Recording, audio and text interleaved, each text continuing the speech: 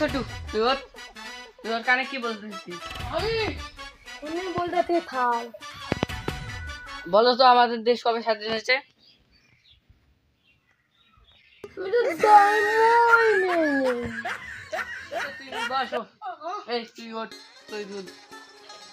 বলতো সরে আছে কয়টা সংখ্যা আছে?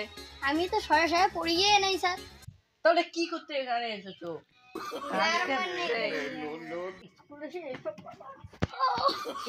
ও স্যার আমার গাল মারে লেলো।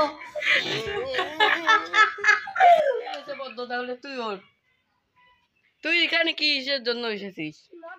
ম্যাডামের মেয়ের জন্য এসেছি দেখা